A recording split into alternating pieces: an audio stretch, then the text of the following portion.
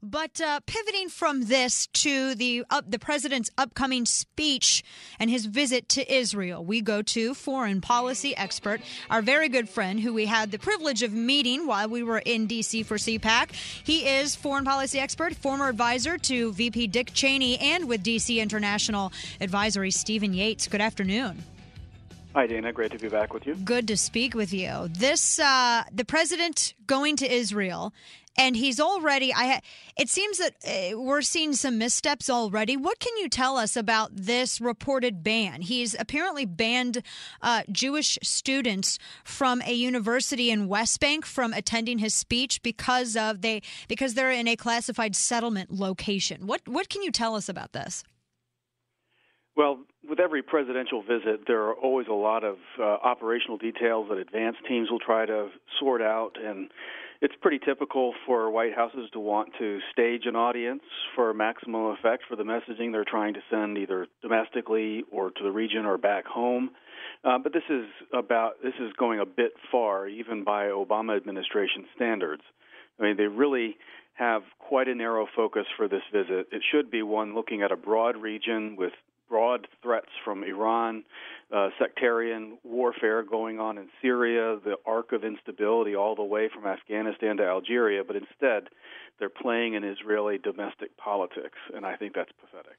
I'm not quite sure what this visit is attempting to accomplish. Him going to Israel, we've already seen threats from Hamas that it's going to be a declaration of war if he visits the Temple Mount. Either way, he's got. What is the end game in this? Well, I think theoretically for the administration, this is a box they can check to quiet some of the conservative critics who say he hasn't visited Israel. I don't know that it really does a whole lot in that regard because it's really sad that it took 5 years for a president to go visit an ally when there is quite a bit going on in that part of the world. They also hold out the notion that he's going to establish rapport with a new government in Israel, but any student that does 5 seconds of homework will realize this is a very similar government to the recent governments. Prime Minister Netanyahu is not a new face, not a new set of issues to deal with. So really, I have a hard time seeing anything in this other than looking presidential, flying Air Force One into the region and maybe trying to tell the Israelis what they should do in negotiations with the Palestinians. But we know, of course, the president is not exactly a master of negotiations here in D.C. Yeah, which is why I can't believe that his attempt to negotiate anything over there would be very fruitful. Is Hamas serious, do you think, about it? Well, first of all, I should ask you, do you think that the president would visit the Temple Mount? It's unclear to me where he's going to end up going. They've obviously already put out a few places, but there are legitimate security concerns about putting out his itinerary too much. Right. And so there might be a few false notices out there to keep others on their toes, not knowing exactly what the president's timing and movements might be.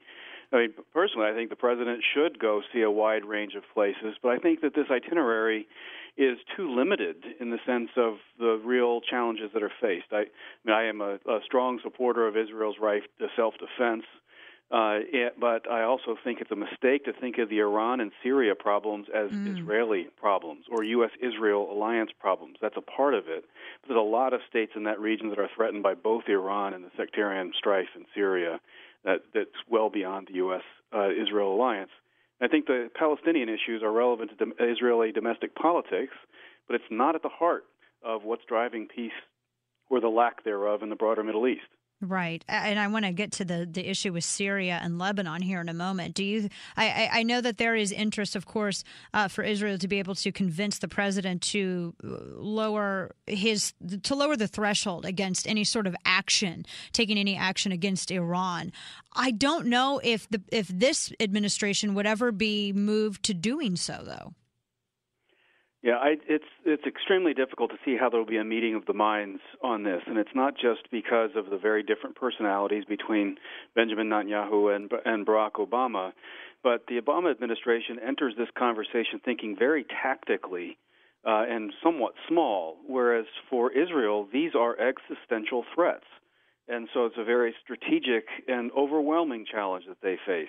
And so with that gap, it's very, very difficult to hear that any Israeli leader, regardless of party, is going to be able to listen to what a president has to say when they have to just look for ways to seriously defend their right to continue to exist. Yeah, and it seems that this could be an excellent opportunity for some headway, but I'm kind of with your general sentiment. This seems as though it's nothing more than some photo ops and to check off the box, which is sad. Moving to Syria, we had news that broke just a little bit ago. The State Department via Reuters confirmed that the Syrian government has fired rockets now for the first time into northern Lebanon. And obviously it's significant escalation.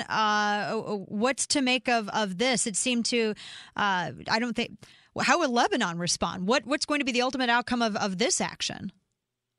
Well, I heard some reporting on these strikes, and it's unclear to me. Perhaps it's been confirmed, but it was unclear to me exactly where this landed. It was definitely in the area, the border area between Syria and Lebanon. It may have gone across that border. But there are a couple of things afoot that are not a surprise in this. One is that Iran is supporting a proxy war in Syria, and that Syria is a major base of support for Hezbollah, which has activities in Lebanon, and that whether it's out of Syria or Lebanon, all of these forces together seek to support strikes against Israel and pushing back against the non-Shia elements in the region. So the fact that there's risk of this spillover of the ongoing turmoil in Syria, not a surprise. The fact that a desperate or, for that matter, emboldened Syrian government would support this kind of activity, also not really beyond the imagination. But it is a very clear warning of that this uncontained is very volatile for a lot of states that, on balance, would rather work with us, like Lebanon. And Russia has made it clear that they hope that we would be able to somehow pull Syrian rebels into peace talks. Do we have that kind of influence there to be able to do so? I don't know that we have that kind of interest under the current administration's policy. I mean, this civil war has been going on for more than 2 years now, and it's all fine and dandy for the Russians to say we should hold our dogs back, but they are the ones that have been flooding the zone with arms and material support for the Assad regime. So it's a little bit of odd advice coming from an odd source. But it's very clear, though, that this is not a stable situation. I think, on balance, if the administration doesn't change its approach and get smarter about the opposition, or at least allow our allies a freer hand, whether it's the Turks or someone else, that this is just going to lead to perpetuation of an Assad regime or an Assad-like regime. Absolutely. So many fronts to watch. Stephen Yates, it was a pleasure to finally meet you in Washington for CPAC this past weekend, and I look forward to seeing you again sometime. This is great. Sounds great. Thank you. Thank you. Stephen Yates, D.C. International Advisor. You can find him at dciadvisory.org.